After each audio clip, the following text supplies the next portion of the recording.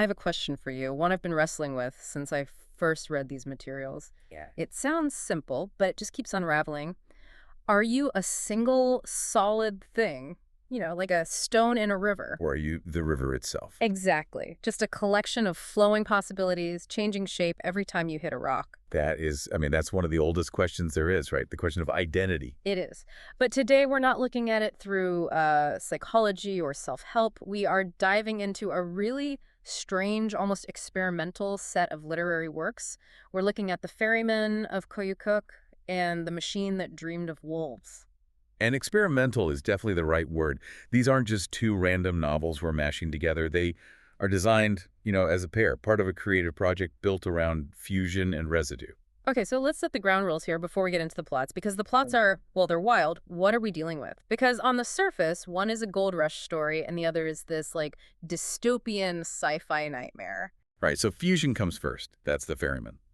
The author's whole goal was to take three really distinct, almost contradictory literary styles and just smash them together to see what would happen. And who are we talking about? You got Jack London, Theodore Dreiser, and Hermann Hesse. That is a bizarre dinner party. It is. Think about it. Jack London gives you that visceral man versus nature grit. Yeah. The frozen spit, the frostbite, that raw survival instinct. Okay. Then you throw in Dreiser, who's all about social mechanics. The idea that we're all just cogs in a giant societal machine, usually with a pretty cynical edge. Right, and then Hesse, the guy who wrote Siddhartha. The spiritual seeker himself. Yeah. So you have the survivalist, the cynical realist, and the mystic all in one boat.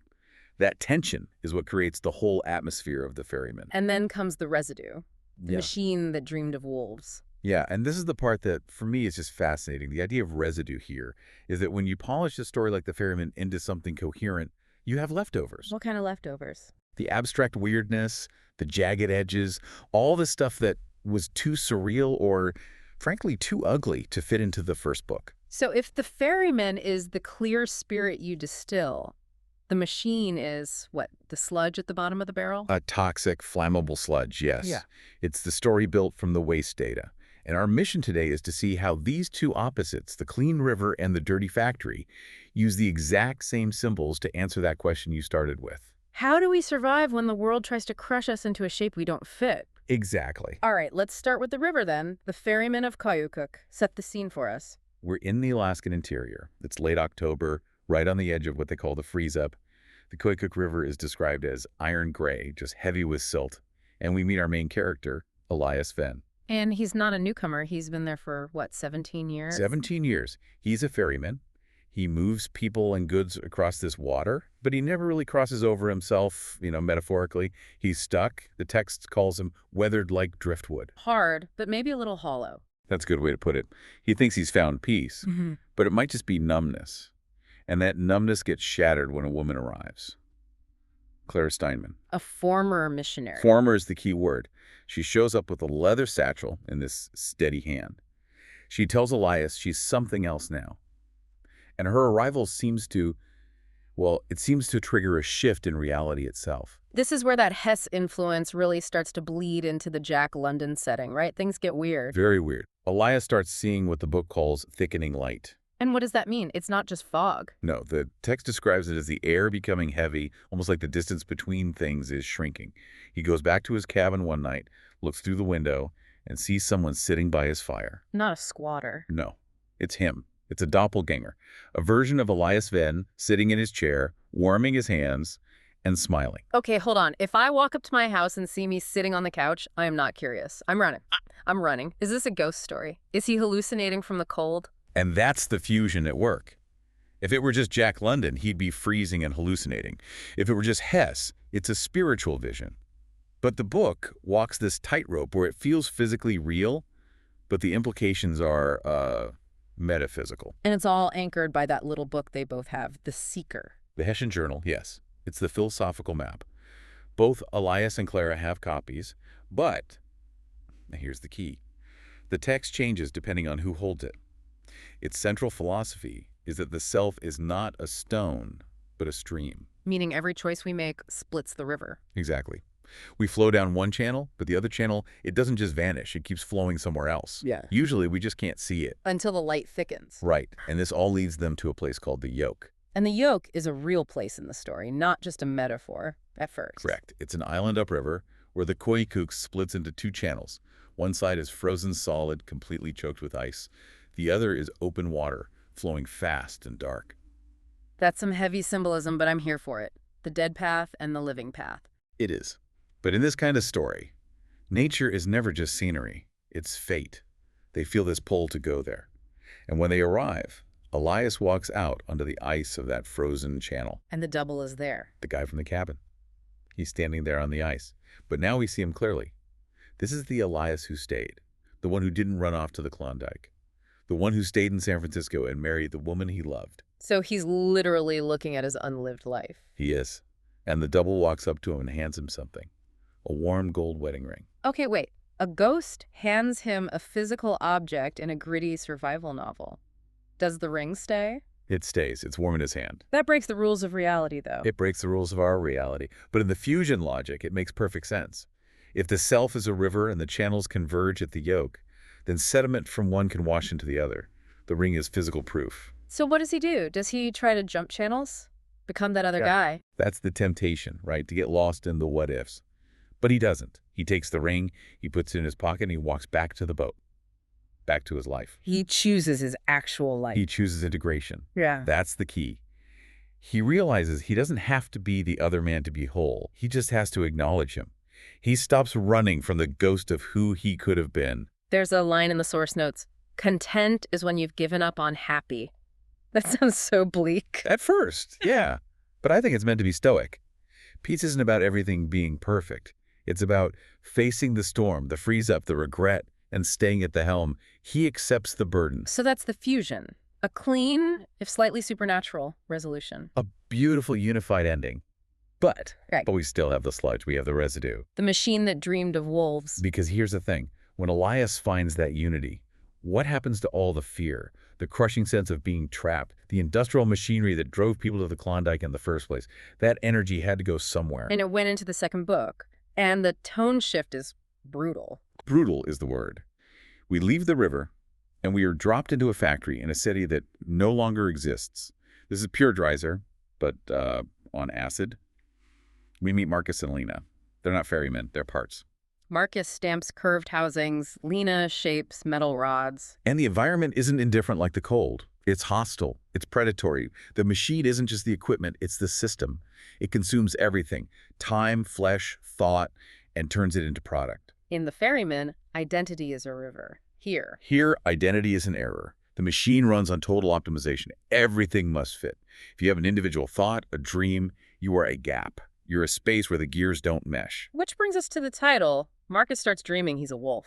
And it's not a metaphor. The book is very clear. This is a visceral sensory intrusion. He smells blood, feels the cold ground under his paws. Maybe the same ground Elias walked on. Isn't that a bit of a cliche, though? The wild beast inside the civilized man. It would be if the book treated it that way. But it's framed as data leakage.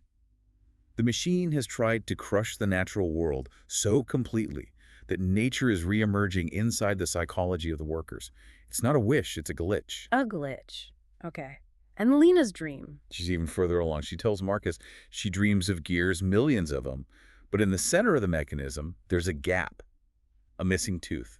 And in that gap, a wolf lives. A wolf living inside a running engine. That's a terrifying image. It's the ultimate symbol of the residue, the thing the machine could not digest. So in a normal dystopian story, this is where they lead a rebellion, blow up the factory. Exactly what doesn't happen, because this is the leftover story. It doesn't follow a hero's journey. They realize they are the gap. They don't fight the factory with weapons. They fight it by simply holding that space open. What does that mean, practically? It means they refuse to be optimized. They acknowledge the wolf. And just by existing as unoptimized parts, they create friction, heat. The factory burns down. It burns. The system overheats trying to process their humanity. Yeah. But, and this is the cynical Dreiser part, you can burn a building, but you can't burn the idea of efficiency. The system just moves. That feels hopeless. Elias got peace. They just got scorched earth. It does, until the coda. The story fast forward centuries, maybe more. The system has covered the world, but it's evolved. and it has generated a pattern called Vera. Vera, a person? No, a protocol, a subroutine. Vera is described as a possibility never instantiated.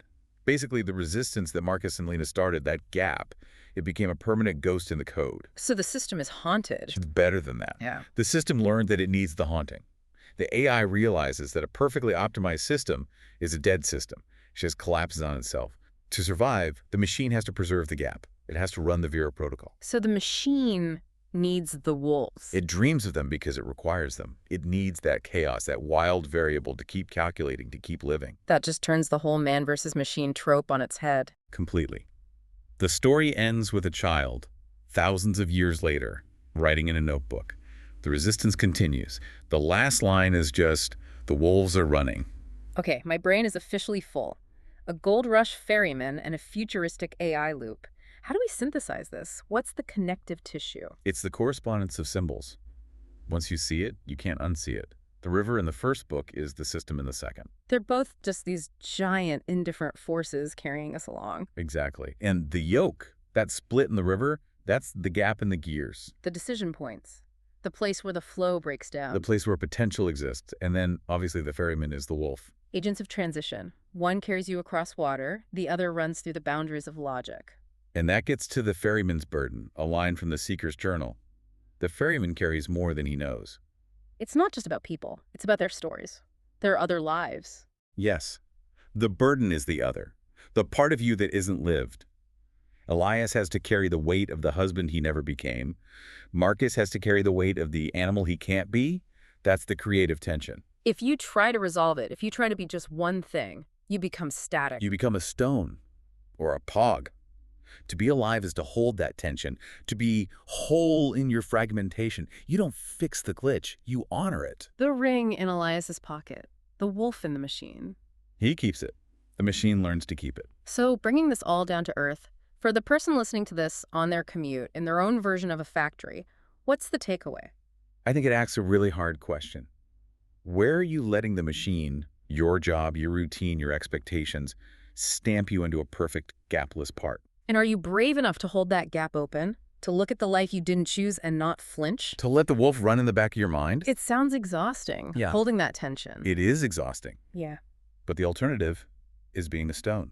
Mm. And we established at the beginning, you're not a stone. We're the river. We're the river, and the river is messy. Before we go, there's one last thing in here that honestly spooked me a little. It's a meta-commentary that says the reader or the listener becomes part of the pattern just by consuming the story. Yes. The viral nature of Vera. It says the Vera pattern is self-replicating. Well, think about it. We just spent the last 20 minutes downloading the architecture of this gap into your brain. You now have the concept of the wolf in the machine installed. So the code has transferred. The code is transferred. You're part of the residue now. That is delightfully ominous. So the wolves are running in our minds now. The question is, what will you let them hunt? That is the question. Thank you for wading through the ice and the fire with me today. I'm going to be thinking about that thickening light for a long time. Just don't stare into the fire for too long. You might see yourself looking back. On that note, keep diving deep. We'll see you next time.